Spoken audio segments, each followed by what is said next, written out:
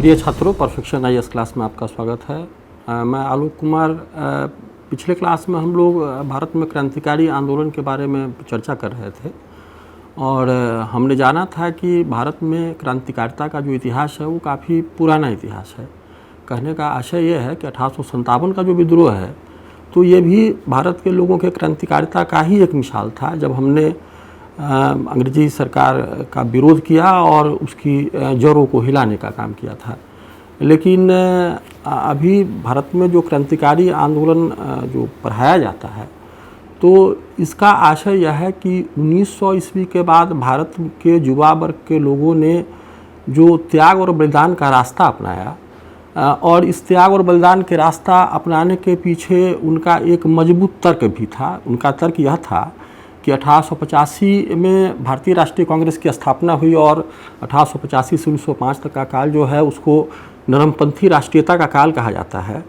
और इन 20 वर्षों में कांग्रेस की उपलब्धियां जो थी वो लगभग शून्य के बराबर थी। यहाँ उपलब्धियों को शून्य कहने का मतलब यह है कि कांग्रेस पार्टी के द्वारा सम्मेलनों में भारत की जनता की समस्याओं को लेकर के जितने भी प्रस्ताव पारित किए गए, जिन मांगों को अंग्रेजी सरकार के सामने रखा गया, उन मांगों पर अंग्रेजी सरकार ने बिल्कुल ही ध्यान नहीं दिया और अंग्रेजी नौकरशाही जो थी वो भारतीय जनता को कुछ भी समझने को तैयार ही नहीं थी। ऐसी ही परिस्थिति में इन युवा वर्ग के लोगों ने अंग्रेज़ों को उन्हीं की भाषा में सबक सिखाने का निश्चय किया।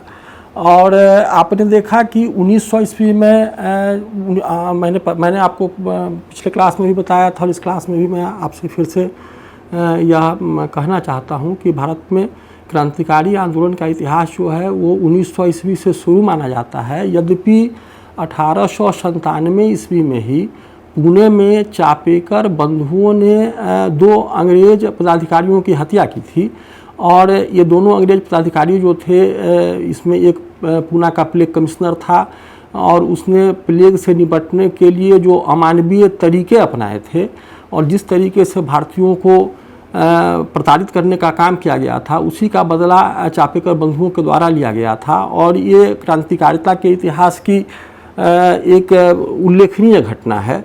फिर आपने देखा कि 1900 ईस्वी में बंगाल में क्रांतिकारी गुटों का बनना शुरू हुआ, बंगाल में और महाराष्ट्र में भी। महाराष्ट्र में अभिनव भारत जैसी संस्था बनती है और बंगाल में आपने देखा कि अनुशीलन समिति और युगांतर पार्टी और इस तरह की कई समितियों का निर्माण होना शुरू हुआ। तो प्रथम दौर की जो राष्ट्रीयता है, प्रथम दौर का जो क्रांतिकारिता का इतिहास है तो वो शुरू 1900 ईस्वी से माना जाता है और प्रथम विश्व युद्ध तक, है ना, उसके द्वारा जो घटनाएं घटित हुई हैं क्रांतिकारियों के द्वारा, जिन अंग्रेज अधिकारियों को निशाना बनाया गया और जिस तरह से अंग्रेजी सरकार का विरोध किया गया, तो ये पहला चरण है, प्रथम चरण है जिसके बारे में पिछले क्लास में हमने चर्चा की थी। अब आइए हम लोग आंदोलन के क्रांतिकारी आंदोलन के दूसरे चरण की चर्चा करें। दूसरे चरण की शुरुआत मानी जाती है असहयोग आंदोलन की समाप्ति के बाद से।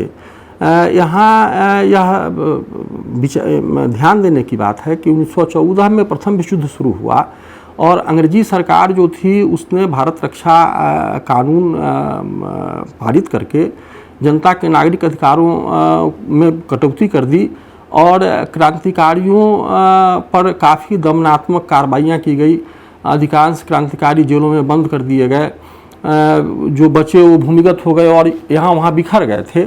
और फिर 1920 में एक और भी घटना घटती है जिसका क्रांतिकारी आंदोलन के इतिहास में महत्व है। वो इस तरह से है कि 1920 में एक्चुअली 1919 में अंग्रेजी सरकार ने मॉन्टेग्यू चेम्सफोर्ड सुधार कानून को लागू किया था और अंग्रेजी सरकार चाहती थी कि भारत की जनता और अंग्रेजी प्रशासन के बीच में एक सद्भावनापूर्ण माहौल का निर्माण हो और इसी चीज़ों को ध्यान में रख करके 1920 में क्रांतिकारियों को आम माफ़ी दे दी गई। जो क्रांतिकारी जेलों में बंद थे विभिन्न मामलों में उनको जेलों से रिहा किया गया और इस तरह से एक सद्भावनापूर्ण माहौल बनाने का प्रयास किया गया।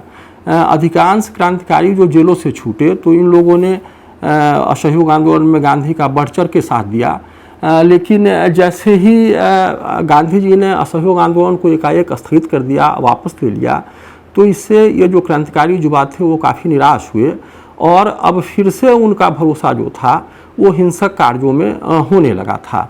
कहने का आशय यह है कि असहयोग आंदोलन के दौरान क्रांतिकारियों ने गांधी जी की भरपूर मदद की थी और इन्होंने आंदोलन में बढ़ चढ़ के हिस्सा लिया था। गांधी पर इनका भरोसा भी था और गांधी को ये ईमानदार नेता समझते थे, लेकिन इनका भरोसा तब टूटा जब आपने देखा कि चौरी चौरा कांड के बाद गांधी ने एकाएक आंदोलन को स्थगित कर लिया। तो इससे ये निराश हुए और ये फिर से पुरानी राह पर चल पड़े।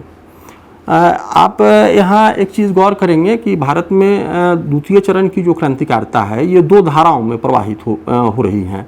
पहली धारा जो है वो पंजाब संयुक्त प्रांत मतलब उत्तर प्रदेश और बिहार के क्रांतिकारियों का है और दूसरी धारा में बंगाल जो है वो क्रांतिकारिता का महत्वपूर्ण केंद्र है और बंगाल की धारा है। तो सबसे पहले उत्तर भारत के क्रांतिकारियों ने संगठित होने का निश्चय किया और जो पुराने क्रांतिकारी थे, जो बचे हुए लोग थे, जिसमें सबसे बड़ा नाम है आपका सचिंद्रनाथ सान्याल। इसके अलावा आप देखें कि उसमें जोगेश चटर्जी और भी कई बड़े क्रांतिकारी थे उसमें। तो इन लोगों ने क्रांतिकारियों को संगठित करने का निश्चय किया और इसी क्रम में आप देखें कि 1924 में क्रांतिकारी युवकों का एक सम्मेलन जो है वो कानपुर में हुआ और पुराने क्रांतिकारियों के नेतृत्व में जो नए युवा वर्ग के लोग थे, जो जिनमें क्रांतिकारिता की भावना थी, जो देश के लिए कुछ करना चाहते थे, उन लोगों ने एक नए संगठन का निर्माण किया जिसका नाम हिंदुस्तान रिपब्लिकन एसोसिएशन रखा गया और बिल्कुल इसका उद्देश्य जो था वो सशस्त्र क्रांति के द्वारा भारत से उपनिवेशवाद का खात्मा था और भारत में एक गणतंत्र की स्थापना, संयुक्त राज्य भारत की स्थापना करना था। यही इसका उद्देश्य और लक्ष्य घोषित किया गया था। तो इस तरह से क्रांतिकारियों ने अपना जो लक्ष्य तय किया उसमें देखा कि साहब उसमें वो आज़ादी पर जोर दे रहे हैं। उनका कहना है कि साहब भारत को तुरंत ही अविलंब आज़ाद कराए जाने की ज़रूरत है। जब तक भारत गुलाम रहेगा भारत की जनता की समस्याओं का समाधान नहीं हो सकता है। दूसरी ओर वो अखंड भारत की कामना भी करते हैं, अखंड भारत की चाहत रखने वाले लोग हैं। तो इस तरह आपने देखा कि एक नया संगठन क्रांतिकारियों का खड़ा हुआ जिसका नाम है हिंदुस्तान रिपब्लिकन एसोसिएशन। और अब सबसे बड़ी बात है कि संगठन का निर्माण तो हो गया है, लेकिन कोई भी बड़ी कार्रवाई को अंजाम देने के लिए सबसे पहले तो जो क्रांतिकारी भावनाएं हैं उसका युवाओं में प्रचार प्रसार करना, फिर उनको अपने संगठन की सदस्यता दिलाना, उनको प्रशिक्षित करना, उनके लिए हथियार और गोला बारूद इकट्ठा करना और इन सब कार्यों के लिए बड़ी मात्रा में पैसे की ज़रूरत थी। और आप जानते हैं कि क्रांतिकारी जो थे खुलेआम है ना चंदा नहीं मांग सकते थे, क्योंकि इनका जो संगठन होता था वो गुप्त संगठन हुआ करता था और कई बार तो जो क्रांतिकारी युवक थे उनके माता पिता भी नहीं जानते थे कि वो क्रांतिकारी आंदोलन से जुड़े हुए हैं और वो बड़े बड़े कांडों में संलिप्त होने वाले हैं या होते रहे हैं। तो इस तरह आप समझिए कि इनकी परेशानी थी और ऐसी ही स्थिति में क्रांतिकारियों ने यह तय किया कि सरकारी खजाना लूटना जो है वही उनके पास रास्ता है और उन्होंने लखनऊ मुरादाबाद सेक्शन में एक जगह है काकोरी, तो काकोरी स्टेशन पर सरकारी खजाना लूटा गया और ये जो खजाना लूटने का कार्य हुआ ये राम प्रसाद बिस्मिल के नेतृत्व में 10 क्रांतिकारियों ने इस घटना को अंजाम दिया। रेलवे के खजाना लूटने की घटना जो थी एक बड़ी घटना थी और एक बात और भी है कि इस दौरान एक गार्ड की हत्या भी क्रांतिकारियों के हाथों हुई थी। तो इस तरह से यह बड़ा कांड था और अंग्रेजी सरकार जो थी वो काफ़ी इससे परेशान हुई और उसने बड़े पैमाने पर जांच की और जांच के बाद क्रांतिकारियों को गिरफ्तार किया गया, जिसमें 4 क्रांतिकारियों को राम प्रसाद बिस्मिल, अशफाकुल्ला खां, राजेंद्र लाहिरी और रोशन सिंह को फांसी की सज़ा सुनाई गई और 4 अन्य क्रांतिकारियों को आजीवन कारावास की सज़ा देकर के अंडमान भेज दिया गया। 17 अन्य क्रांतिकारियों को लंबी लंबी सजाएं दी गई। तो इस तरह से ये काकोरी कांड जो है जो 1925 में हुआ था, तो ये उत्तर भारत के क्रांतिकारिता के इतिहास के लिए एक बड़ी घटना भी थी और इसके बाद अंग्रेजी सरकार के द्वारा जो कार्रवाई की गई उससे क्रांतिकारी संगठन पर आघात भी लगा। लेकिन इसका ये मतलब नहीं था कि युवा वर्ग के लोगों का मनोबल टूट गया था और इन क्रांतिकारियों की शहादत से युवा वर्ग का मनोबल और भी बढ़ा था और भी बड़ी संख्या में युवा जो थे वो क्रांतिकारी संगठनों से जुड़ते जा रहे थे।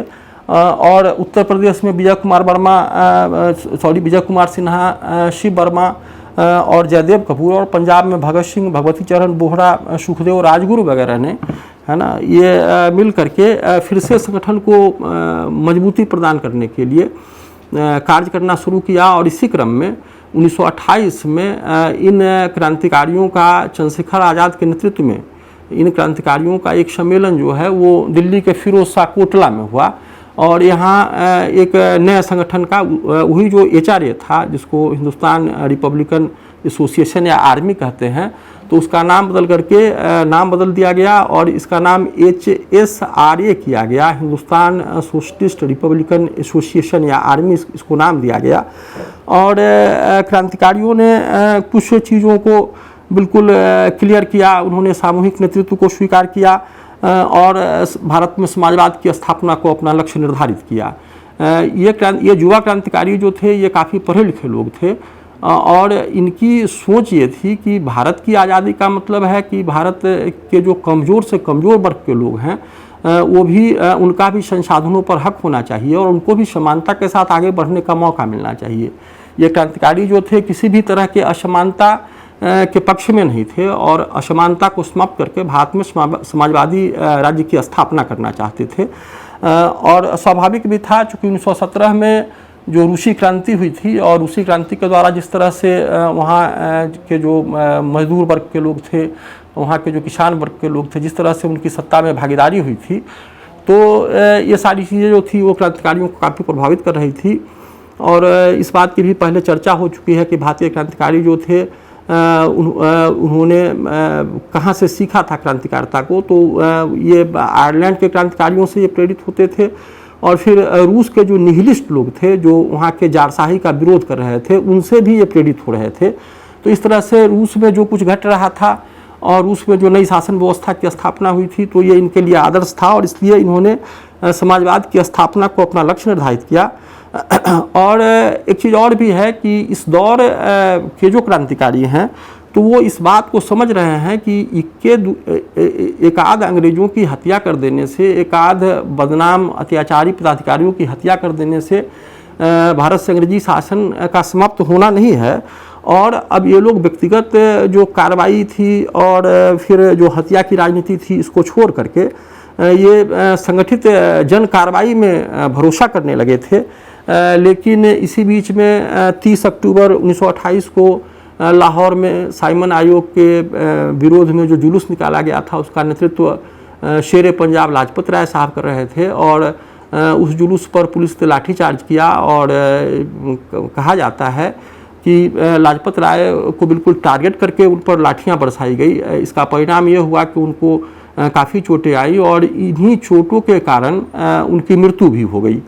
तो ये जो घटना घटी इससे भारत के जो क्रांतिकारी थे और ख़ास करके जो भगत सिंह और चंद्रशेखर आज़ाद का जो ग्रुप था HSRA के तहत, उसने इस घटना का प्रतिकार करने का निश्चय किया और इन लोगों ने 1928 में भगत सिंह, चंद्रशेखर आज़ाद और राजगुरु ने लाहौर में वहाँ का जो पुलिस सुप्रिटेंडेंट था सैंडर्स, उसकी हत्या कर दी, उसकी गोली मार के हत्या की।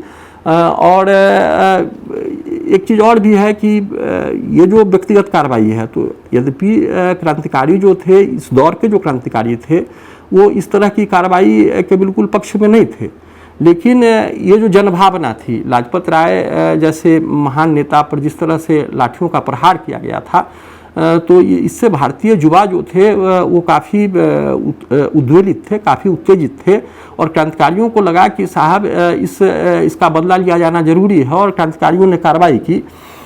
जबकि अब जो हिंदुस्तान सोशलिस्ट रिपब्लिकन एसोसिएशन था तो उसका कहना यह था कि अब वो जनक्रांति में विश्वास करता है और ये क्रांतिकारी जो थे मजदूरों के संगठन में भी इन्होंने भूमिका निभाई थी। भूमिका निभाने कहने का आशय यह है कि इनका ऐसा मानना था कि ये मजदूर जो हैं सबसे संगठित वर्ग हैं और किसी भी क्रांति में इनकी अहम भूमिका हो सकती है।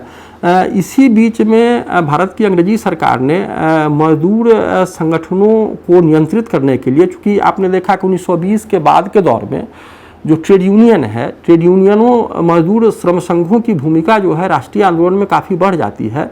और गांधी के आंदोलनों में तो अहमदाबाद के मिल मजदूरों ने, नागपुर के मिल मजदूरों ने, बम्बई के मिल मजदूरों ने बड़ी संख्या में भागीदारी की और उन्होंने लंबे हड़ताल रखे और इस तरह से मजदूरों की राष्ट्रीय आंदोलन में बड़ी महत्वपूर्ण भूमिका बनती जा रही थी। तो अंग्रेजी सरकार मजदूर जो संघ सब थे इनको नियंत्रित करने के लिए 2 कानून लाना चाह रही थी। ये कानून जो है, एक तो पब्लिक सेफ्टी बिल है और दूसरा ट्रेड डिस्प्यूट एक्ट है, इसको पारित कराना चाहती थी। और भारत के लोग जो थे इन दोनों ही कानूनों के विरोध में थे। कहने का मतलब है कि राष्ट्रवादियों का ऐसा मानना था कि इन दोनों कानूनों के द्वारा मजदूरों के जो अधिकार हैं उन अधिकारों को छीनने का प्रयास किया जा रहा है। मजदूरों को अपने हक के लिए आवाज़ उठाने का अधिकार है, मजदूरों को संगठित होने का अधिकार है और श्रम संगठनों की भूमिका जो है नियोक्ताओं के साथ जो बातचीत है उसमें महत्वपूर्ण बनती है। लेकिन अंग्रेजी सरकार जो थी श्रम संघों को नियंत्रित और नियमित करना चाहती थी। तो ऐसे इस अवसर का क्रांतिकारियों ने इस रूप में प्रयोग किया कि उन्होंने खास करके 2 क्रांतिकारियों ने, भगत सिंह और बटुकेश्वर दत्त ने यह तय किया कि वो सेंट्रल लेजिस्लेटिव असेंबली में इस विधेयक के खिलाफ प्रचार करेंगे और वहाँ एक बम फोड़ा गया क्रांतिकारियों के द्वारा। यद्यपि ये बम जो था ये जानलेवा नहीं था, इसका उद्देश्य किसी की हत्या करना नहीं था और क्रांतिकारियों ने कहा भी था कि इस बम को के फोड़ने का एक ही उद्देश्य था। अंग्रेजी सरकार जो एक बाहरी सरकार है, जनता की समस्याओं को नहीं सुनती है, जनता की जायज़ मांगों पर कोई प्रत्युत्तर नहीं देती है, तो ऐसी ही सरकार को आवाज़ सुनाने के लिए इस बम का प्रयोग किया गया था। इसके अलावा क्रांतिकारियों ने दोनों ही विधेयक के खिलाफ पर्चे भी बांटे, इनकलाब जिंदाबाद का नारा लगाया और क्रांतिकारी यह जानते थे कि सेंट्रल लेजिस्लेटिव असेंबली में बम फोड़ने के बाद वो बच के नहीं निकल सकते। वो बिल्कुल मन से तैयार होकर गए थे कि उनकी गिरफ्तारी होगी, वो गिरफ्तार किए जाएंगे और वो चाहते ये थे कि अदालतों का इस्तेमाल जो है वो अपने वो राजनीतिक मंच के रूप में कर सकें और अपने विचारों को अदालतों के माध्यम से जनता तक शेयर कर सकें। तो आपने देखा कि किस तरह से भगत सिंह और बटुकेश्वर दत्त ने भारतीय राजनीति को प्रभावित करने का प्रयास किया और अंग्रेजी सरकार के द्वारा ये जो 2 बिल पास कराए जा रहे थे इसका इन्होंने विरोध किया और अपनी गिरफ्तारी दी।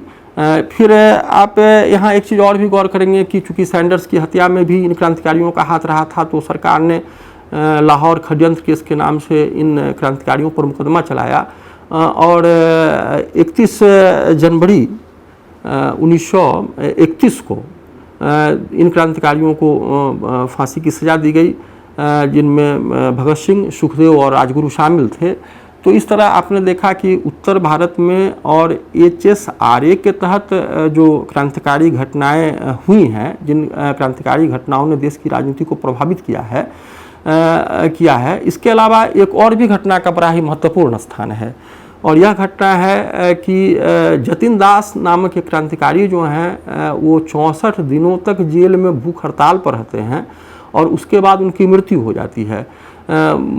वस्तुतः सच्चाई यह था कि ये क्रांतिकारी जो जेलों में बंद किए गए थे, तो अंग्रेजी सरकार के द्वारा इनको राजनीतिक कैदी का दर्जा नहीं दिया जाता था, इनके साथ अपराधी जैसा बर्ताव होता था और इसी के विरोध में क्रांतिकारियों ने पूरे देश में जहाँ जहाँ भी ये क्रांतिकारी जेलों में बंद थे वहाँ इन्होंने अनशन करना शुरू किया था। इनकी मांग थी कि इनको राजनीतिक कैदी का दर्जा दिया जाए और जेल में इनको जो सुविधाएं मिलनी चाहिए, जो नियमानुकूल सुविधाएं हैं, वो सुविधाएं इनको मिलनी चाहिए। और इसी अनशन के दौरान 64वें दिन जतिन दास नामक एक क्रांतिकारी की मृत्यु हो गई और उसकी शहादत जो है इसने वैसे लोगों के मन में भी, वैसे लोग जो बिल्कुल अहिंसा के पुजारी थे, तो इनके मन में भी इन क्रांतिकारियों के प्रति श्रद्धा का भाव उमड़ा, इनकी सहानुभूति क्रांतिकारियों के साथ थी। और जतिन दास का सब जब रेलगाड़ी से कलकत्ता ले जाया जा रहा था तो लगभग सभी स्टेशनों पर हजारों की भीड़ ने अपने प्रिय नेता पर माल्यार्पण किया। और कहा जाता है कि कलकत्ता में इनके दाह संस्कार के समय 6 लाख की भीड़ इकट्ठा हुई थी।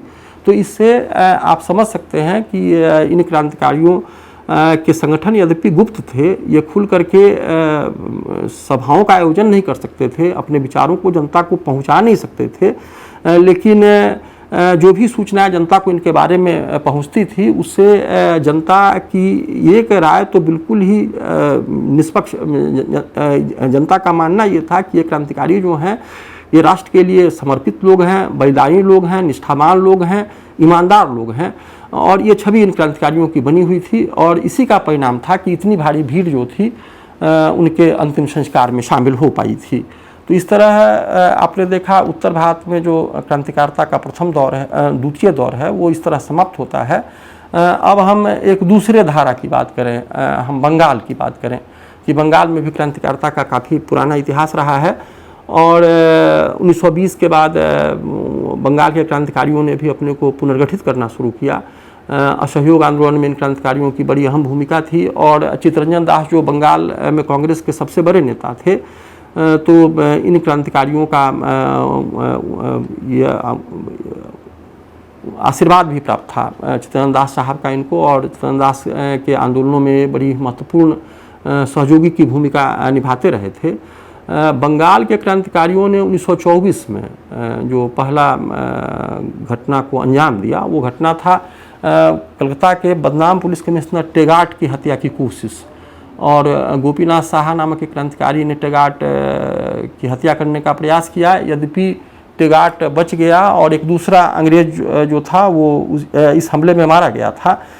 तो इस तरह जैसे ही ये घटना घटित हुई तो अंग्रेजी सरकार ने फिर से एक नया अध्यादेश लाया और जितने भी क्रांतिकारी विचारधारा के लोग थे या क्रांतिकारी विचारधारा से सहानुभूति रखने वाले लोग थे, उसे सभी लोगों को गिरफ्तार कर लिया गया। यहाँ तक कि सुभाष चंद्र बोस जैसे राष्ट्रीय स्तर के नेता को भी नहीं बख्शा गया, उनको भी गिरफ्तार किया गया था। तो इस तरह आप देखें कि ये क्रांतिकारिता का जो इतिहास है तो वो बंगाल में काफ़ी ज़बरदस्त रहा है। हाँ, एक कमी है। कमी क्या है बंगाल के क्रांतिकारिता के इतिहास में कि बंगाल की राजनीति में गुटबाजी हमेशा हावी रही है। और युगांतर और फिर अनुशीलन समिति जो थी उसके अलग अलग गुट थे। और लेकिन बंगाल में जो चटगांव का मामला है, तो चटगांव में आपने देखा कि सूर्यसेन के नेतृत्व में क्रांतिकारी लड़कों ने, और जिसमें कुछ लड़कियां भी शामिल थी, तो और इन लोगों ने देखा कि सरकार की सरकारी संस्थाओं पर संगठित रूप से हमला किया। यहाँ व्यक्तिगत कार्रवाई की बात नहीं है। जहाँ तक सूर्यसेन का सवाल है तो सूर्यसेन जो उस क्षेत्र में मास्टर दाग के नाम से भी लोकप्रिय थे, असहयोग आंदोलन में इन्होंने बड़ी भूमिका निभाई थी और इस दौरान ये जेल भी गए थे। और जिन क्षेत्र में ये चटगांव के इलाके में जो राष्ट्रीय विद्यालय की स्थापना की गई थी उसमें अध्यापक थे, इसीलिए लोग इनको मास्टर दा के नाम से भी पुकारते थे। तो मास्टर दा का इतना प्रभावशाली व्यक्तित्व था कि, और चूँकि ये क्रांतिकारी विचारधारा वाले लोग थे, तो ऐसी स्थिति में बहुत सारे जो युवा वर्ग के लोग थे, खास करके जो छात्र वर्ग के लोग थे, वो इनके विचारधारा से शरीक थे। और इसका परिणाम यह हुआ कि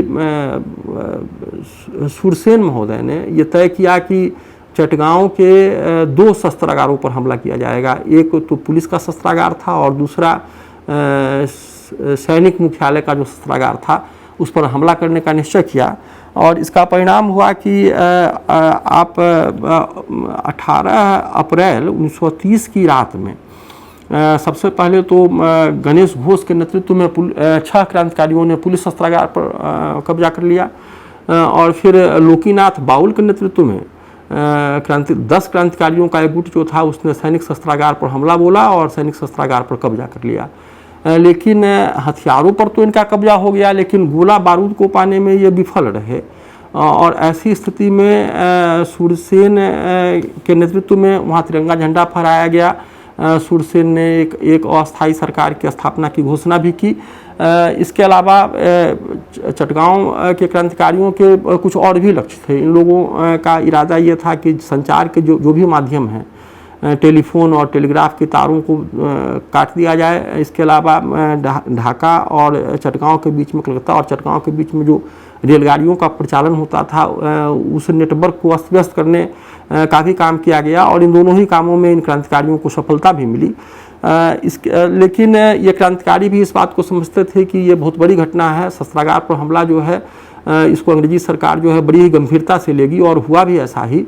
और ऐसा ही अंदाज़ा करके इन क्रांतिकारियों ने जलालाबाद की पहाड़ियों में शरण लिया, लेकिन अंग्रेजी सेना ने पूरी पहाड़ियों को घेर लिया और यहाँ क्रांतिकारियों और सैनिकों के बीच में संघर्ष हुआ, जिस संघर्ष में 80 सिपाही और 12 क्रांतिकारी मारे गए।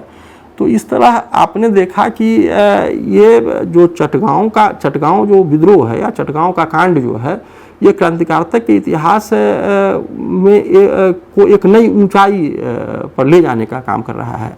आपने देखा कि अब तक जितनी भी कार्रवाइयाँ की गई हैं, चाहे वो उत्तर भारत के क्रांतिकारियों के द्वारा की गई हों या किसी अन्य क्षेत्र के क्रांतिकारियों के द्वारा की गई हो, तो वहाँ आप देखते हैं कि वहाँ व्यक्तिगत वीरता और बलिदान की भावना ही काम कर रही है। लेकिन यहाँ आपने देखा कि यहाँ सूरसेन के नेतृत्व में लोगों ने संगठित कार्रवाई को अंजाम दिया है। इसके अलावा एक और भी चीज़ है जो इतिहासकारों का ध्यान आकर्षित करती है कि यहाँ सूरसेन को यहाँ के जो स्थानीय मुस्लिम आबादी है उसका भरपूर समर्थन और सहयोग मिला है। और इतना ही नहीं बल्कि कई मुस्लिम जो युवा हैं जो सूरसेन के संगठन के सक्रिय सदस्य भी रहे हैं। तो इस तरह आप देखते हैं कि जो चटगांव कांड है ये क्रांतिकारिता के इतिहास को एक नई ऊंचाई प्रदान करता है। यद्यपि यहाँ भी आपने देखा कि 2 शस्त्रागारों पर कब्जा कर लेने से भारत में अंग्रेजी शासन को हटा दिया जा सकता है, ऐसा सोचना जो है वो बहुत बेहतर नहीं है। लेकिन आप देखें कि यहाँ भी क्रांतिकारियों ने एक उदाहरण पेश किया। एक्चुअली हम इसको उदाहरण पेश करने का काम करते हैं कि क्रांतिकारियों के एक छोटे से गुट ने एक 2 महत्वपूर्ण जो सरकारी संस्थान थे उन पर कब्जा किया। तो इस तरह ये काफ़ी महत्वपूर्ण घटना है। तो इस तरह इसके अलावा बंगाल में एक और भी बंगाल के क्रांतिकारिता के इतिहास की एक उल्लेखनीय विशेषता ये है कि पहली बार बड़ी संख्या में लड़कियों ने क्रांतिकारी घटनाओं में भागीदारी की है और ख़ास करके क्रांतिकारियों को शरण देने का काम, संदेश पहुंचाने का काम, हथियार को पहुंचाने का काम वगैरह काम जो है लड़कियों ने बड़ी ही बखूबी अंजाम दिया है। और बाद के दौर में तो लड़कियों ने गोलियां चलाई है और जैसे सुनीति चौधरी और शांति घोष नामक 2 लड़कियों ने कोमिला के जिलाधिकारी की गोली मार करके हत्या कर दी थी। इसके अलावा बीना दास ने दीक्षांत समारोह में गवर्नर पर गोली चलाई थी। तो ये सारी घटनाएं जो हैं ये क्रांतिकारिता के इतिहास को एक नए ऊंचाइयों पर ले जाने का काम है। मतलब कि अब भारत की जो युवतियाँ हैं, भारत की जो छात्राएँ हैं, तो उनमें भी राष्ट्रवाद की भावना जो है वो काफ़ी जोर पकड़ रही है और वह भी देश के लिए कुछ कर गुजरने का मादा रखती है। तो इस तरह आपने देखा कि भारत का जो क्रांतिकारिता का इतिहास है इसमें लड़कियों की भागीदारी है। और एक चीज़ और भी गौर करने की है कि दूसरे दौर की जो क्रांतिकारिता है तो ये पूरा का पूरा धर्मनिरपेक्ष सिद्धांत पर आधारित है। यहाँ हिंदू मुसलमान के बीच में कोई भेदभाव की बात नहीं है। प्रथम दौर के क्रांतिकारी जो थे वो ईश्वर की शपथ लेते थे, यहाँ शपथ जैसी कोई चीज़ नहीं है। तो इस तरह से आपने देखा कि दूसरे दौर की जो क्रांतिकारिता है वो धीरे धीरे परिपक्व अवस्था में, परिपक्व दौर में पहुंच रही है। हाँ, यह सच्चाई है कि क्रांतिकारियों ने भी इस बात को स्वीकार किया था कि जो व्यक्तिगत कार्रवाई है तो व्यक्तिगत कार्रवाई से बहुत कुछ होने वाला नहीं है। और क्रांतिकारियों ने भारत के युवाओं को समझाया भी था कि साहब उनका पहला काम है देश की आज़ादी और फिर देश में एक समाजवादी समतामूलक समाज की स्थापना, सभी तरह के भेदभाव से देश को मुक्त करना और सभी लोगों को बराबरी के साथ आगे बढ़ने का मौका मिलना। तो इस तरह आपने देखा कि क्रांतिकारिता का जो इतिहास है तो उसने राष्ट्रीय आंदोलन में बिल्कुल प्रत्यक्ष तरीके से भूमिका निभाई और क्रांतिकारियों का भी देश की आज़ादी में काफ़ी महत्वपूर्ण योगदान रहा है। धन्यवाद।